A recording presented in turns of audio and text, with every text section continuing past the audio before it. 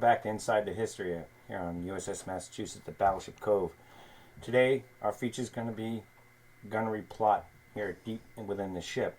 And to help out with that, we have Dr. John Scholes, a longtime volunteer at Battleship Cove. Welcome back, John. Thank you for coming and helping us out with this. John is the expert in fire control and gunnery. Though not serving, he has made it a personal history hobby to learn the ins and outs, and has become very fluent in the fire control and the gunnery on board here on Battleship Massachusetts. And we use him for doing our firepower tours that we give here that you can look into later and come down and get these tours, and we start them back up here shortly. And we also have our living history group here assisting in the demonstration of how this would actually be manned up. And these volunteers also come down here and participate in numerous things, restoration, as well as participating in features like this here in the future as well. So John, I'm going to leave the gun plot in your capable hands, and tell us more about how gunnery works here in fire control. Very good. Thanks, Tom. First of all, I'd like to thank you and Paul and Chris Nardi for giving me the opportunity to do this, and for all the help that they've given me over the years as I've explored the Battleship Massachusetts. Our pleasure. As you said, I never served in the Navy. However, I have been interested in Navy, and particularly in ships, and particularly in battleships and cruisers, since I was about 8 years old. At the time, I lived in Hampton, Virginia, across Hampton Roads from Norfolk, Virginia, the main operating base of the Atlantic Fleet. And while other kids drew ponies or fire trucks, I drew battleships, cruisers, aircraft carriers, and destroyers. And I began to study this and did it all through high school and college. I think I read every book in my college library about ships, including every issue of Naval Institute Proceedings.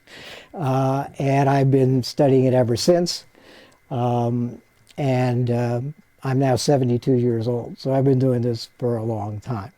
So I have become what is sometimes known in the historic naval ship or naval history trade as a battleship nut.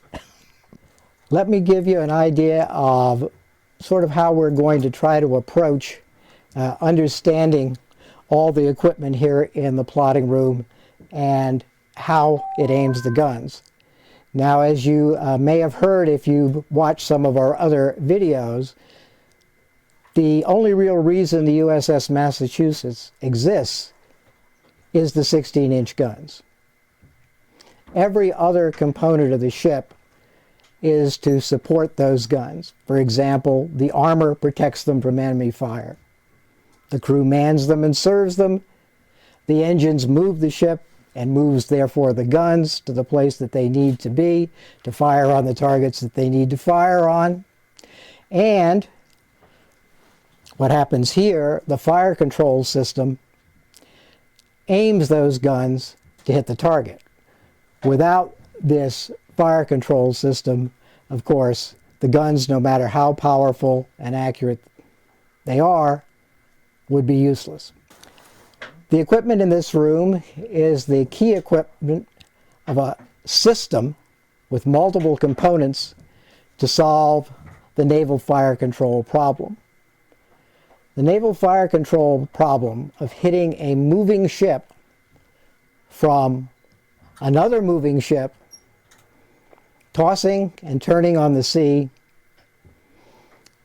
at a long range, is one of the most difficult mathematical and engineering technical problems that can possibly be imagined.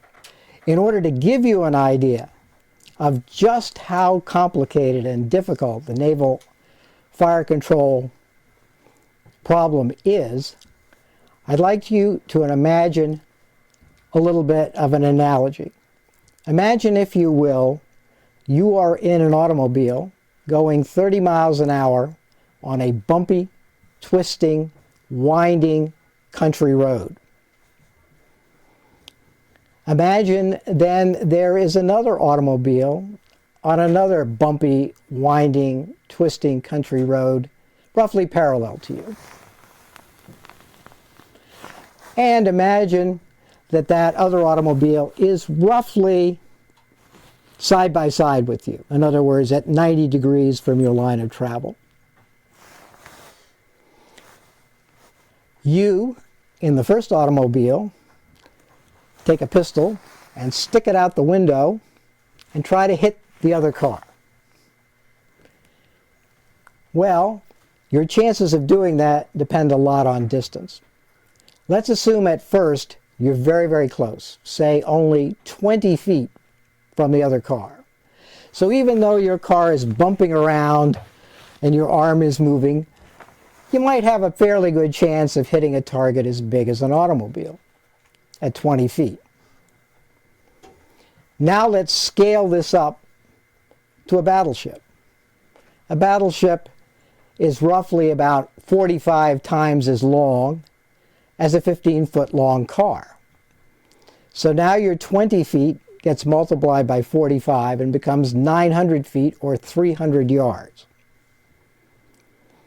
Well, the Massachusetts is about that big and is a pretty big target, so you might have a fair chance, if your arm didn't get bounced too much at the wrong time, of being able to hit something as big as the Massachusetts at 300 yards. Now let's multiply that distance by 10 and go up to 200 feet. To hit the other car at 200 feet, which is a little less than 70 yards, with a pistol, would actually be pretty difficult, unless you were one hell of a good pistol shot. Multiply again that by 45, and now you've come up to 9,000 feet, or 3,000 yards. Well, with the old muzzle-loading cannon that you might have on a sailing ship, you couldn't even shoot that far. But let's assume you've got a modern breech-loading, high-velocity gun that will shoot that far. And you're an individual gunner looking through the sights at the target, and you can see it. What are your chances of hitting it 3,000 yards? Well, if you're really good and the sea isn't very rough, you might have a fairly decent chance of hitting. And this was about the maximum range which individual gunners looking through sights could actually hit another ship prior to the development of advanced fire control systems. Now let's move it out another 10 times. Now we're going to 2,000 feet in the car. That's 4/5 of a mile. You think you could hit the other car with a pistol? I don't think so. Your chances would be essentially zero. Scale that up to a battleship. Now we're talking 30,000 yards. Yet when the USS Massachusetts was designed, she was expected to be able to hit a battleship target at 30,000 yards. The equipment in this room provided the solution to be able to do that, along with the directors up in Spot 1, the equipment in the turrets, and the control equipment in the fire control tower. Today, we are in the main battery plotting room of the USS Massachusetts. We are deep within the ship, protected by the ship's main armor in one of the safest places in the ship from gunfire, because this is one of the most vital spaces in the ship. This room contains much of the equipment to solve the naval fire control problem. We'll start with the Mark 8 Rangekeeper, which is basically an electromechanical analog computer that predicts where the moving enemy ship is going to be in the future and produces a solution to aim the guns at the correct point to hit the enemy ship, even at distances as far as 30,000 yards. The Mark 8 Rangekeeper is the key computing device in the fire control system and is the clearinghouse, if you will, for all the information provided to it as inputs, and also provides the output of all the information needed to aim the guns in the correct place. It does this using electromechanical methods, including constant speed electric motors, shafts, gears, cams, integrators, component solvers. It's nothing like a modern digital computer because it solves only one problem, the naval fire control problem. It is also unique to this ship because not only does it have to be built for an individual type of gun, it also has to be built for all the dimensions and layout of where the gun turrets are, where the directors are, and where this plotting room equipment is.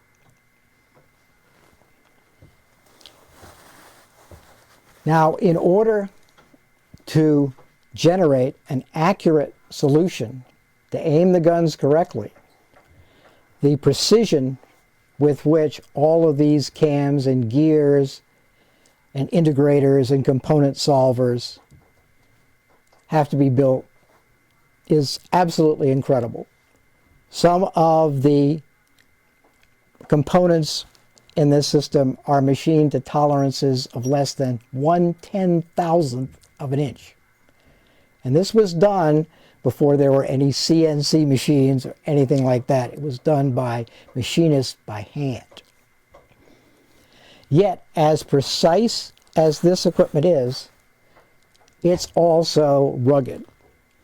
This weighs about 3,000 pounds, and it is able to withstand the shock of the 16-inch guns firing, which, even down here in the plotting room, shakes the ship quite considerably, especially if you're firing all 9 guns in a salvo at once. The Mark 8 Rangekeeper produces what is known as a synthetic solution to the fire control problem. It is provided with initial information on the own ship's course and speed, because you have to know where you are in order to hit the target where it is, and an initial estimate of the range, course, and speed of the enemy ship. Once this information is put into the computer, along with other information such as wind, barometric pressure, temperature, initial velocity, type of projectile being used, type of powder charge being used, and all the other factors in the fire control system, it begins to generate a solution. And it does this on a continuous basis, and it predicts where the enemy ship is now, and it also predicts where the enemy ship will be at any time in the future. Where it is now is called present range and bearing. Where it will be in the future is called advanced range and bearing. But this has a unique feature.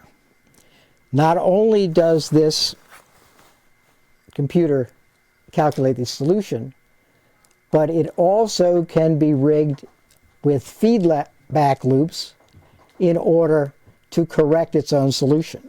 For example, the computer will not only provide solutions to aim the guns, but will also, in what's called director-generated train, move the director, usually up in spot 1, in order to track the target. If the operator, the trainer sitting in the director, sees his crosshairs move off the target when the computer is in what's called automatic, where it's moving the director automatically, he can then take his hand wheels and turn them and move the crosshairs back on the target. This will send a signal back down to the computer correcting its solution. In addition, one can look at, for example, the actual range being produced by the Mark 13 radar. If it does not agree with the range that the computer says, one can turn a crank, as is being done there, correct the range, and this will help the computer correct its solution. Eventually, the computer will run so that all the numbers that it is generating match the actual numbers that are being observed by the director, the radar ranging, etc. In this case, the solution is deemed to be correct and is very accurate. The Mark 8 Rangekeeper gives a visual representation of own ship, which is on this dial, and the target ship on this dial. This information, of course, comes from our own ship, course from the gyro compass, speed from the pedometer log, or these may be cranked in by hand if the automatic mechanisms don't work. The target comes from observations from the director. This is the main battery director, Spot 1, Mark 38 director, which is up at the top of the fire control tower. Alternatively, at a closer range, one can use the aft main battery director, Spot 2, which is on the after fire control tower. And it generates what the target is doing, what the own ship is doing, and the line between these two is the line of sight, or the target bearing. This is the basis for which the guns are aimed, but of course you cannot point the guns directly at the target because the target's going to be at a different place by the time the shell arrives. For example, if you were firing at 30,000 yards range, the time for the shells to get there, known as the time of flight, would be over a minute. During 1 minute, a ship moving at 30 knots will move approximately 1,000 yards. So one has to aim the guns where the ship will be, not where it is now. This, of course, requires calculating a deflection from the line of sight to be where you point the guns. The computer calculates that. In addition, the gun turrets are not located at the reference line from which this computer calculates. There's a phenomenon known as parallax. If you're aiming in this direction, but you're aiming the guns from over here, you have to make an adjustment in angle to hit the target. Each turret has its own parallax setting that it has to have, and that varies according to range. Well, of course, the computer is calculating range. So it then sends a signal to each turret on how to correct for parallax, and it does this automatically. Once the initial value is set in at the turret manually, you then flip a switch, it goes to automatic, and continuously generates the correct parallax solution, no matter what the range changes to. You also can observe all the values here with various dials on here and manually crank in to put in corrected values for almost any of the variables that would be involved in the solution.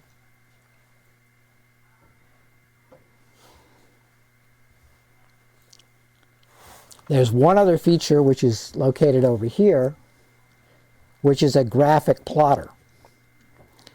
This plots present range, seen on this dial, advanced range, seen on this dial, and sight deflection, and you can do it either continuously or at a certain time intervals. This gives you a graph of how the range is changing with time. If you want, there was actually a drafting machine here with a protractor, and you can measure the angle of the line that you draw the ranges, and this will give you the rate at which the range is changing. Normally, that's not how range rate was calculated. The computer normally calculates that from all the information it's given, and it's part of its solution. But you can always check it with the plot.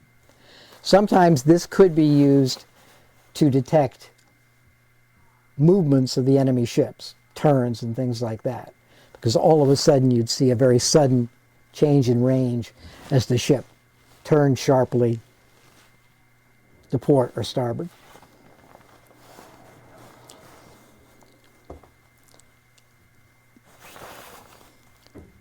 Once this computer develops a solution, how does it get that information to the guns so they can be aimed?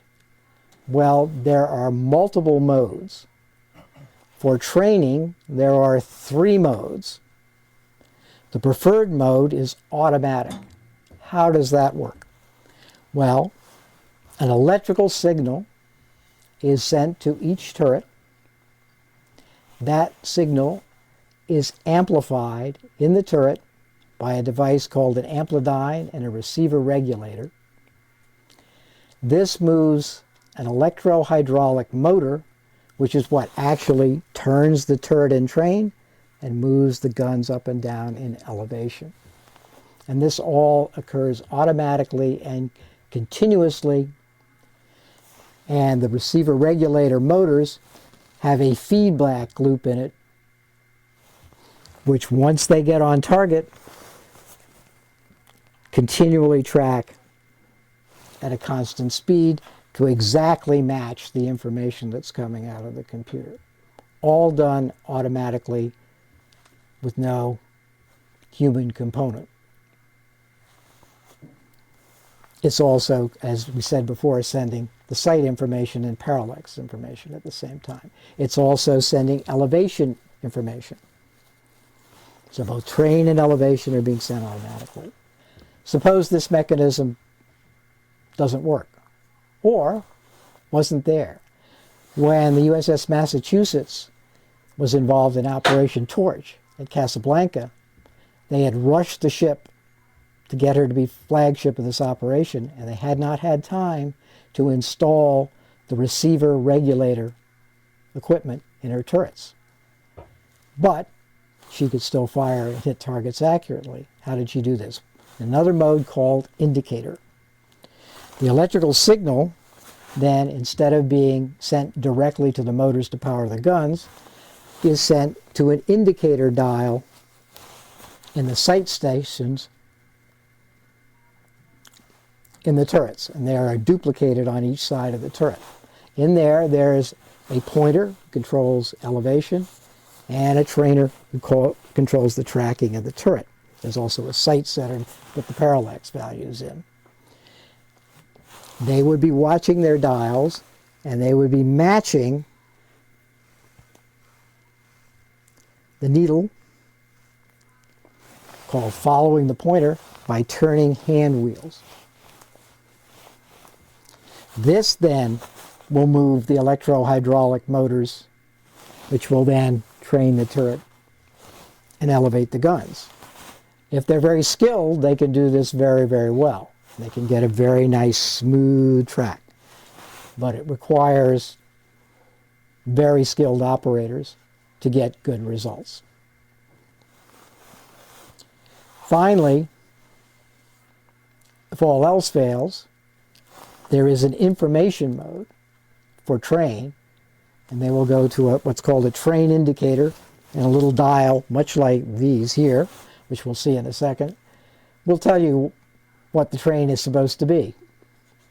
Then they can then manually put the train in, and using the sights, which they also have in the turret, locally correct the elevation based on their sights.